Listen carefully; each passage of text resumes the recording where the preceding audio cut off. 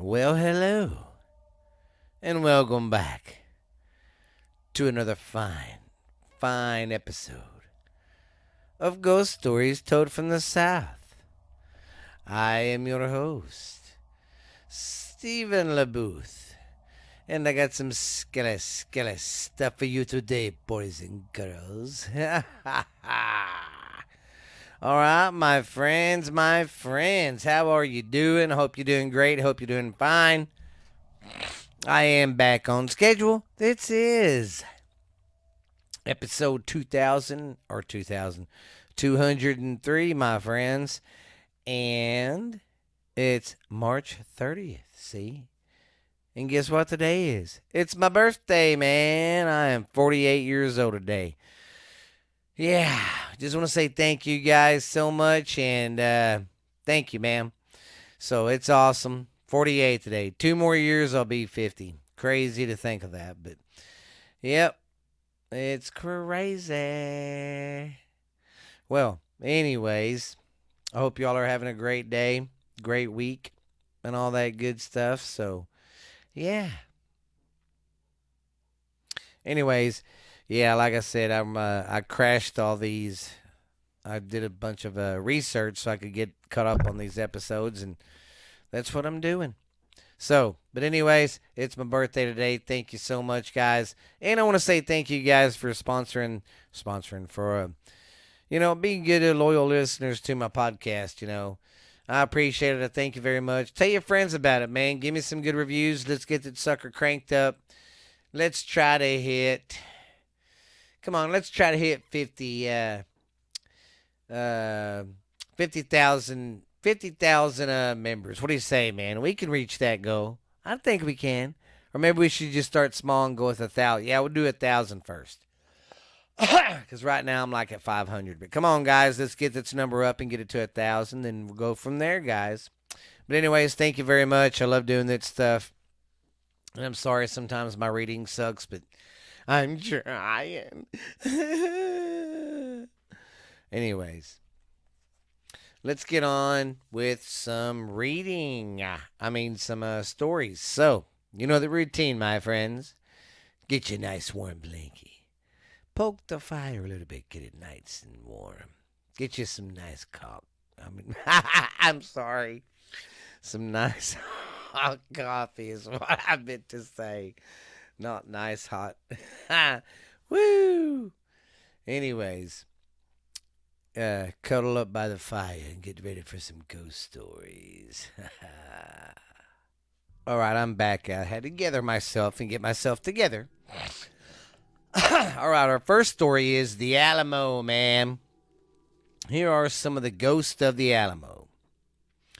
Smoke from discharged weaponry bellowed out from around the warring men. Remember the Alamo. The gray range out. They cry range out amidst the burst of cannon fire. Over the deafening pop, pop, pop brown biz, the Mexican cavalry standard firearm, and the moans of injured men, host's last moments were spent on the hallowed church ground.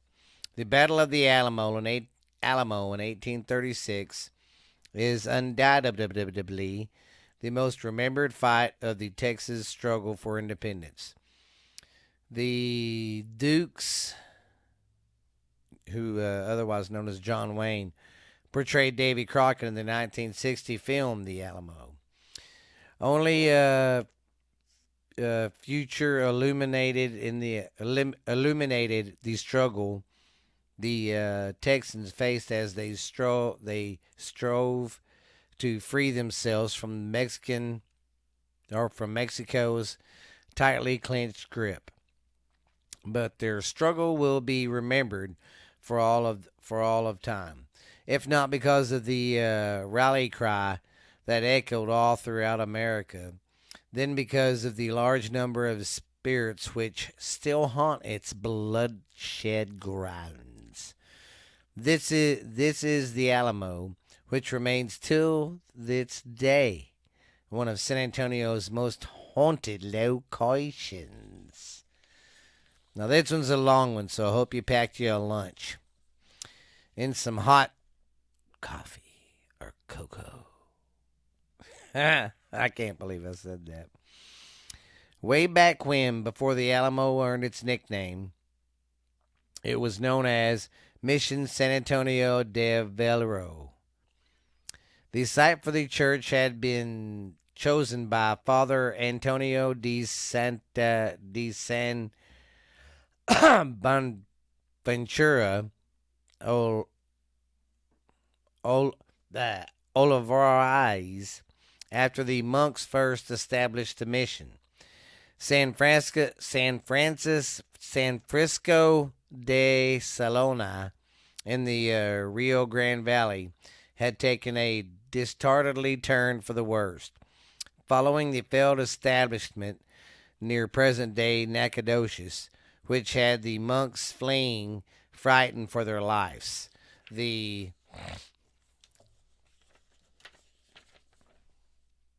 missionaries gathered under a cottonwood tree along the banks of the San Antonio River.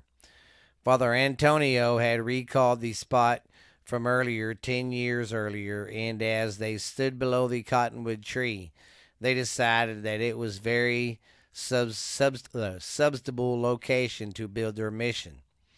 Although the site was chosen in 1724, work did not begin on Mission San Antonio Stone Church until 1744.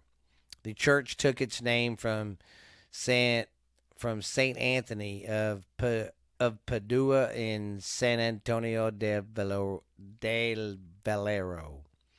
The Spanish vicary at the time, the plan had been put into action.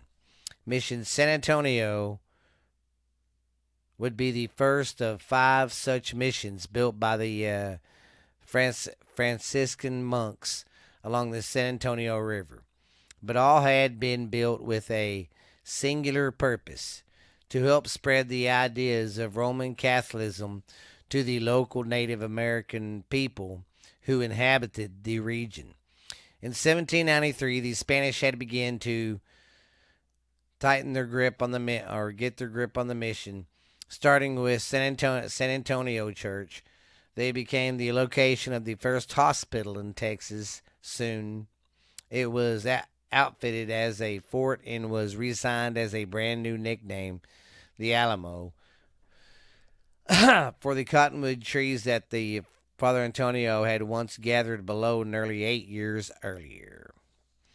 All right. Of course, we know about the Battle of the Alamo and all that. Okay.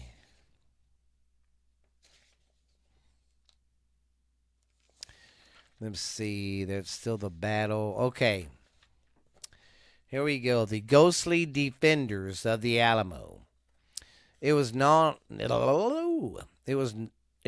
long after the battle had ended that the first sightings of specters at the Alamo began to surface. Well, that makes sense because that was a real bad real bad event that happened. You had people on both sides that lost a lot of people. So, yeah, it was a pretty bad little war or little battle, you could call it. Mere days had slipped past since the end of the bloodshed when General Santa Anna mandated that the historic church be burned down to the ground.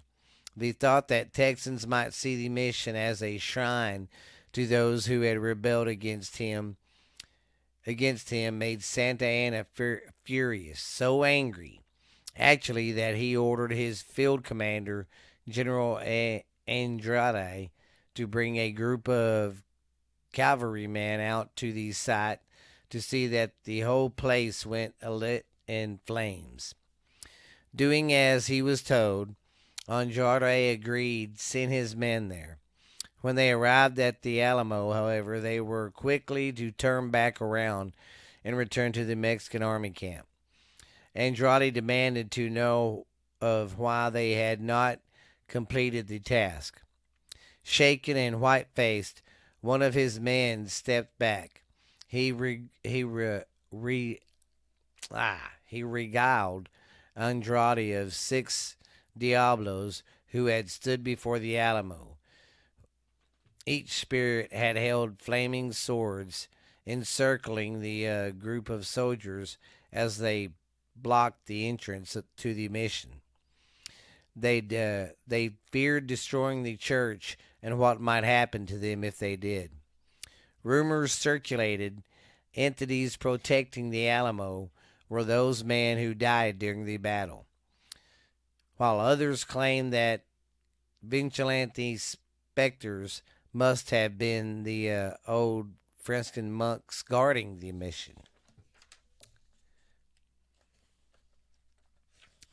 But General Andrade only scoffed at the table of warrior ghost and the terrifying expression on the men's faces. He'd go there himself, then he enlisted a few men and sent off towards the Alamo. Santa Anna ordered to burn the place down, ringing loud in his ears. When he arrived, he directed his troops to the Longhouse barracks. Only this time, instead of sword wielding ghost at its front gates, Andrade spotted a tall male spirit rise up from the roof of the barracks. Collapsed in each hand was a ball consumed of fire. The specter held out the flaming weapons at the Mexican soldiers, dropped to their knees, the heels of their palms dug into their eyes to block out the sight, but it was no good. They feared for their lives. Andrade left the mission well enough alone, hightailing it out of San Antonio with his troops as fast as they could march. Neither nor General Santa Anna would return to the Alamo, and the mission would fall to ruin within the next 10 years. By 1846, this is disappearing spirits. By 1846, Texas had been annexed into the United States, and the old Alamo was then converted into a complex for the U.S. Army. But in 1871, the decision came to demolish part of the old church, leaving only the barracks and the church. This dismantlement never came.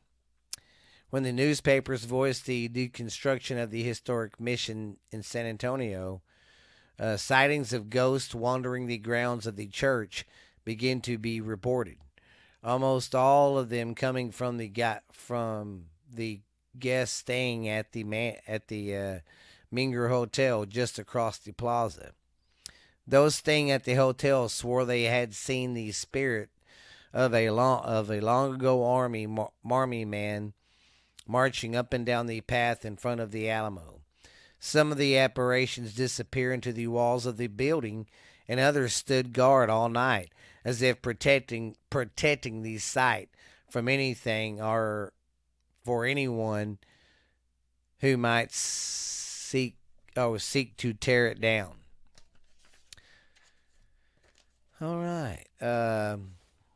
Rather hasty plans to alter or tear down the Alamo were put to rest, and it became home to the police headquarters and jail instead.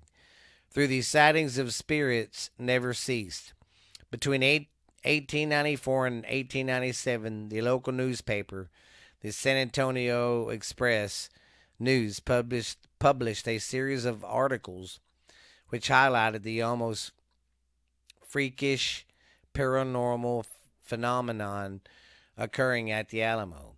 The reports described the ghostly guards which marched along the roof of the police station, the dark figures roaming the corridors at night, and the distant sounds of moaning that awoke the staffs and the prisoners from their slumber. Soon the activity was vibrant, so alive in its frequency that guards started to refuse being on the patrol shift at night. The policemen were furious, but no one would take those shifts.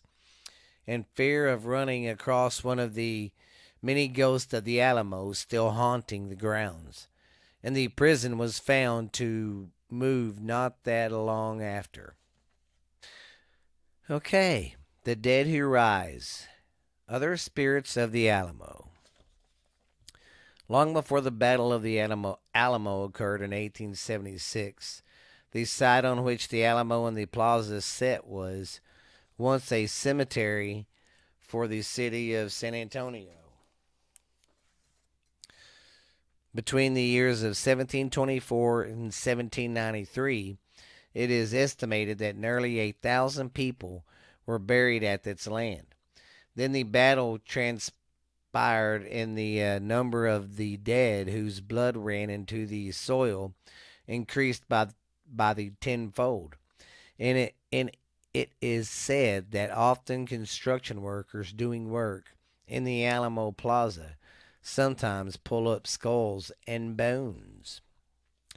It is possible that many of these souls still haunt the site that marked their graves. The little boy of the Alamo, one of the most commonly spotted ghosts of the old mission, is that of the blond haired boy. He's seen most often in the upstairs left window, which now is part of the Alamo's gift shop. As the story goes, it is believed that the little boy was evacuated during the siege of the Alamo. Through his Though he survived, it is thought that perhaps his parents did not, and his spirit returns over and over again to the site where he last saw them. During the month of February, his little boy ghost is seen most frequently. The Mexican soldier. Along the along the outer walls of the Alamo, the ghostly figure of what is believed to be a Mexican soldier has been seen by tourists and locals alike. Mindering the grounds, his hands are always collapsed behind his back and his chin tilted down. He shakes his head soberly. Although it cannot be proven on one way or another that this ghostly soldier is believed to be General Manuel Fernandez, one of Santa Anna's commanders who refused to lay siege to the Alamo. After the last of the firefight on the eye of the battle came to an end, 6 men were brought to Castro to surrender.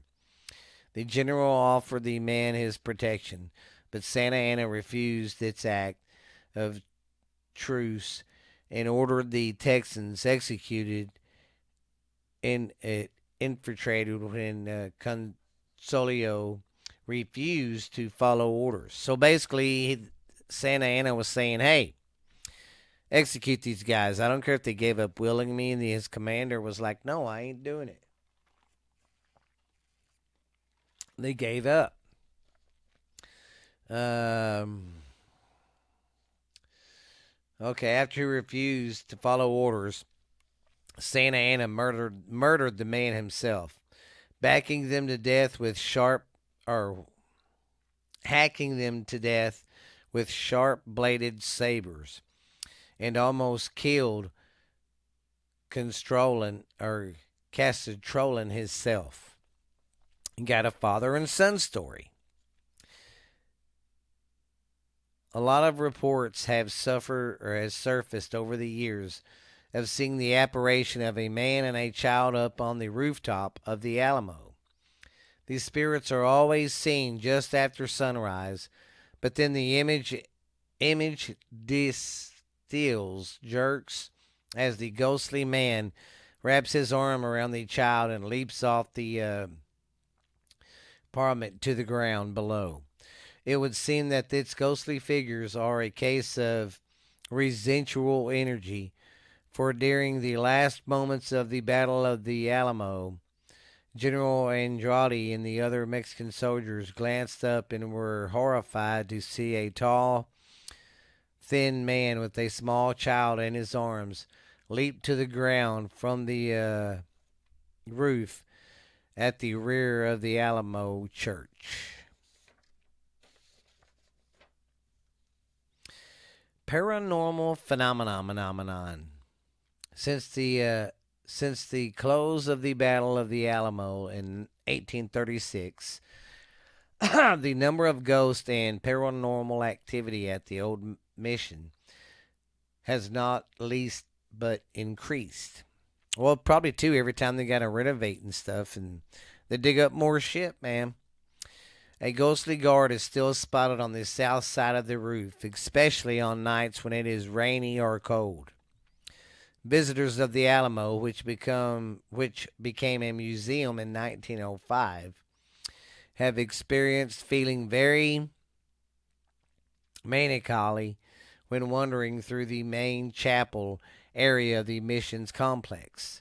Some have even felt so depressed that tears leap to their eyes and they are powerless to control their erotic emotions.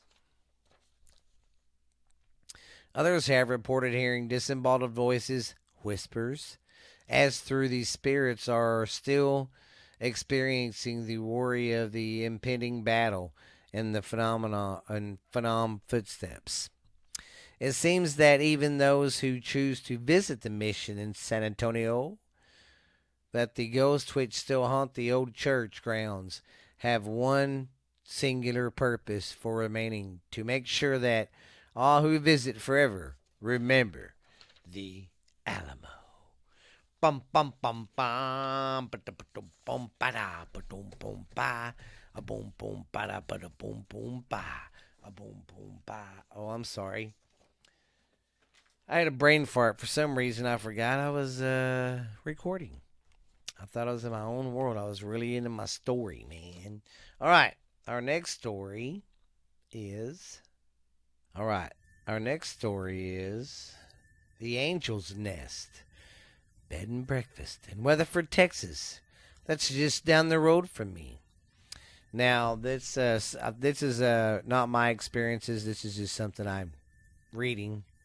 All right, different people over time have seen her, each describing her in the same way, or at least very similar, or similarly. She is not supposed to be there yet. Apparently, she is. It does not seem her intent to scare people off yet. She has. By accounts, she is friendly in her ghostly presence. Who is she and the reason for her presence are the question for which there are no answers. For now, it is the mystery of the haunted house on the hill, known today as Angela's Nest Bed and Breakfast at 1105 Palapinto Street on Weatherford's West End. Former Weatherford Bank president and wholesale foods distributor C.T. Harnett built the Queen Anne style mansion in 1896. The 10,000 square foot 4-story home has 29 rooms and it is distinctive for this 3-story turret. It features a wine cellar, basement, and classic high ceilings throughout. Some of the rooms are separated by 10-foot tall pocket doors and stained glass windows and cascade of daytime colors on the first floor dining and living areas. The house became known as Denver Denver to the Denver to the locals as a place A place invited guests could escape to the escape from the hot summer, as its porch atop the hill made for a cool breeze throughout the massive for the massive resident. Basically, it's for the keep the house kind of cool the way they did it, because they didn't have air conditioners back then.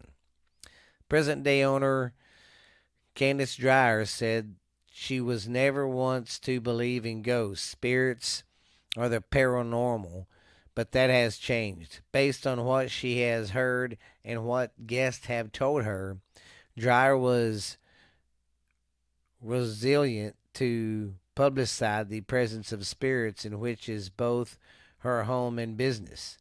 She was worried these stories would scare off future guests and make her way of earning a living disappear.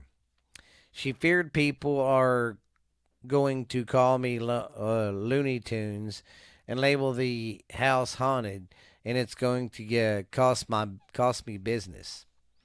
Dreyer and her husband purchased the property in the early 1980s, looking to start a hospitality venture. They began renovating. There we go, renovating, repainting, and re-landscaping, shaping the property into what it is today, a beautiful home and yard covering 3.5 acres. They divorced in 1995. She continued with the business. The strangeness began, she said. One night she was in her basement office doing paperwork. At first, the only sound emanating within the massive house was a booger. No, it was that of a pencil lead striking across Dreyer's business ledger. But she began hearing something else. The sound of what Dreyer said was like someone in high heels walking across the wooden boards on the first floor. My first thought was, who is up there? And my second thought was, how did they get in? Dreyer said they had been up to no good, and I'm just furious. She said she said could hear the clicks going down the hallway to different rooms and eventually to the living room. It was thinking they will leave soon, Dreyer said, believing her home was being burglarized and whoever was upstairs would take something and go. I'm not going to confront anyone. Dreyer picked up a phone and called 911, telling the dispatcher what was going on upstairs. The dispatcher said she would send an officer. The dispatcher even had some fun with Dreyer, making a spooky woo sound over the phone. Dreyer began to dismiss the noise and suggest she must have been hearing things and then no other officer, there was not an officer needed. What if no one is up there? Dreyer said she asked the police call taker. Fearing some embarrassing, she said, "That's ridiculous. I'll send over an officer." She said the walking sounds continued with a few minutes later, stopping when Dreyer heard the front door keypad access and an officer entered. Of course, there was no one else inside and no sign that anyone had been in. It made me feel like kind of silly, Dreyer said. She said neighbors had told her previously that the house was haunted. I just left. I just left them thinking it was. She said. A second experience. Ah, yeah. Ooh. A second experience had Dreyer beginning to wonder if the neighbors were right. She said it wasn't long after the first experience that right after nightfall, she heard a crashing sound upstairs. She had an alarm sound with a panic button installed and pressed it. She said she ran outside the house and hid behind a bush until the police arrived. then went and found that crash came from the laundry room. Everything placed on two shelves was knocked off into the floor. There were no signs of animals who could have been responsible for that. Dryer said, and if it was so, how or why would it have knocked everything off the shelves? No one else was in the house. I'm not too easily scared, Dryer said. She said as if there was a spirit inhabiting the home. They would have to learn to live with each other. I thought that might be something I thought there might be something here, but I'm not going to leave. Still, Dryer, to this point, has only heard things, but not seen anything. And then on this day, she still hasn't. But a visual encounter would happen with a yard man who is in the house waiting for payment. He said he was startled when while waiting into the living room looking into the living room mirror, he saw a woman, not Dryer, walk behind him. My first thought was he had watched too many scary movies, Dryer said. The man described the woman as appearing in a peach or pinkish hue, wearing large sleeved, high necked formal dress. He said she had dishwater blood hair worn in a bun and was wearing gold rimmed glasses.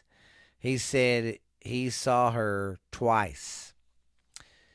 He dis- his description would later be important to Dreyer. She said in the years that followed, different guests would report unusual noises and sightings of some apparition. But she said she never put together the description of the phantom woman by the different people until one time when it came from a couple who seemed to most likely to see things that aren't actually there.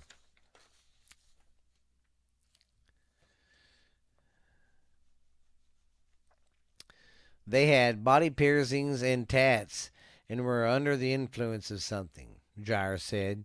They were smoking weed because I could smell it. Jair said she left them alone, though because they were outside on their room's balcony and figured they were minding their own business and doing no harm.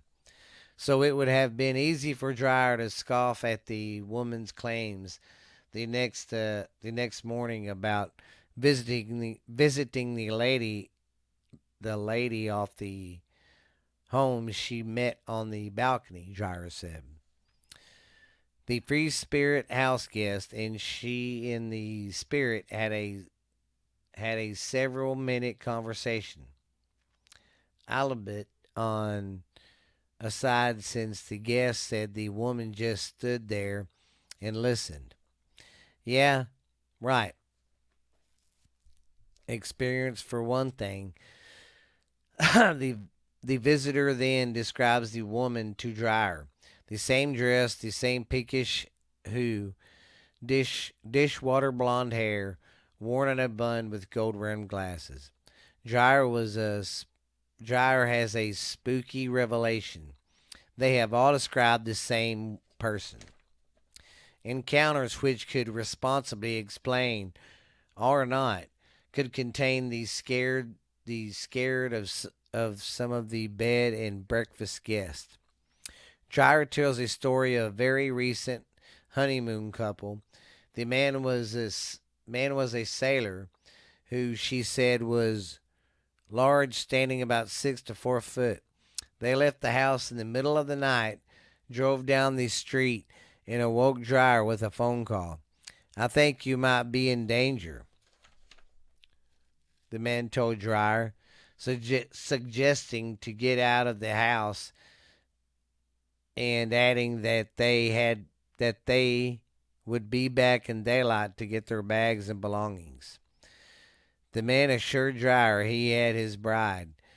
He and his bride were sound asleep when a crash sent them sitting straight up in the bed. He told Dreyer something entered the room through one of the turret's third-story windows. Dreyer said that was impossible since the windows were painted and couldn't shut and lock down by screws. The man could not be convinced that something as presence bad did not enter their room, and they were not coming back that night. She she has had paranormal investigators come into the house, though they have not seen the woman, but they told Jairo they believed that there was a presence and commanded about the presence of orbs, explaining that they were spirits and that their different colors mean the once seen at Angel's Nest were white orbs, which are said to be good spirits, as opposed to the dreaded red orbs. The question is, who is the presence of that and has made itself visible? Gyre said some think it could be Herbert's first wife, Kate Bryan. They married in 1878 in Whitesboro and had two sons, and she died in 1881. But it's mentioned earlier that its home wasn't built until 1896, and Hernet remarried in 1883 to his wife's sister, Savannah Bryan. They had four children. Dreyer wonders if the first wife, Kate, who died so young and left behind the two young boys, possibly never left the family. Would she have followed them to Weatherford's mansion and then never left? Word has gotten around about the haunts on the hill. Dreyer said one guest arrived and demanded to see a ghost or she would cancel her reservation. She uh, she said once two other ladies spent some spent some time in the guest. Okay, two ladies spent time as guests in the house, and upon checking out, told Jair that they wanted to tell her who they were, but they did, but they, but they were well known in the field of ghosts and the unexplained, and said her house had a presence. They smiled and left. Jair admits to thinking of selling the home at times and moving on to other things. She said running a bed and breakfast can be very troublesome. In the meantime, consider booking any time at Angel's Nest Bed and Breakfast in Weatherford, Texas. I think I might have to use that one for my other podcast, Borderline Texas Trash. Yeah. Yeah, I think I'll use that one right there. You sorry sack of baloney nuts. I'm sorry I said that. I didn't mean to call y'all guys that. That's very rude of me. You know, I might have to split these suckers up some. All right, our next story is the Parker House. The Parker House in Denton, Texas. Living in the shadows around death since childhood. Old Man Parker's daughter, Mary, lost her sensitivity for human life. After Old Man Parker and his wife met their fatal end in a plane crash, Mary was left to carry out the family business. The business immediately started going downhill with the introduction of big business in the town. People were overlooking the smaller family merchandisers. Her hardest state, Mary started to salvage parts of the dead to resell on the market. She would remove the organs from the bodies without the love's consent or knowledge and sell them to people in order to keep the mortgage alive. These things more than the mortuary business over time. It soon became the primary source of income for Mary, with the funeral home being in the front to hide her crazy works. And the town was not supplying her, excuse me, with enough bodies to keep up with her business demands. That's when Mary started creating her own victims. She would go find the homeless and runaways around the town with promises of job and a place to stay. They would follow Mary right into her trap. She would remove their uh, bodies' insides in the most horrific ways and discard the remains in the graveyard or other chambers. She went on. She went on undetectedly until one trustingly transit found himself in her trap and managed to escape. He was able to make it into the police and tell them the whole story. The FBI raided the back rooms of the Parker house and seized the home with all its contents in their original state of tarts. There were more than 20 years of probing and investigating conduct by the people alleges. The Parker house was put up for sale. Now it has been bought and it is reasonably in its original state. And in order for you to witness its firsthand awful fortness, okay. Anyways, you can go to their site and see it. That's pretty crazy. Let's see what this is about. See if this is one real quick that I gotta read. Mary started. Okay, this is a little bit tells a little bit more of it. Until the 1940s, the families of the dead would keep their deceased loved ones in their homes until the time came for burials. A family member would have to stay with the body at all times until it was buried to keep the animals from disturbing it. This was called the wake. This could go on for 4 days while the family members traveled from all around the country to pay their respects.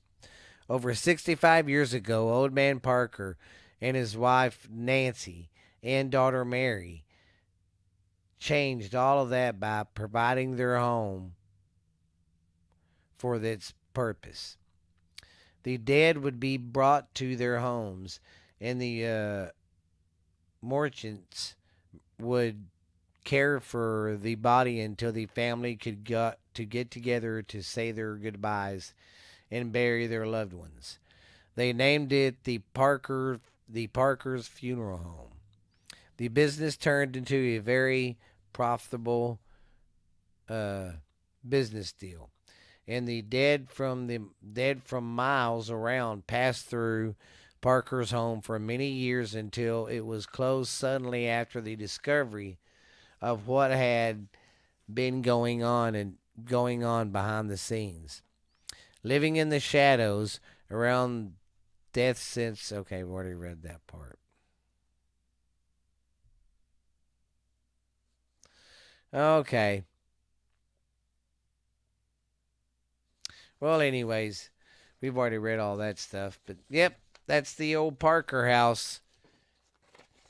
Well, ladies and gents, I think I am done for tonight. I have recorded 2 back to back. And I hope you guys have a great rest of your weekend. And I'm back on track getting these out for you guys. Just want to say I appreciate you guys very, very much. And I'm not lying. I want to start interacting with you guys. Go contact me on YouTube. Go check that out. And then I want you to go check out my Facebook and leave me a message there. Even leave my email, ghoststoriestolderfromthesouth@gmail.com. So, do me a favor, do that. Give me a 4 or 5 star review, guys.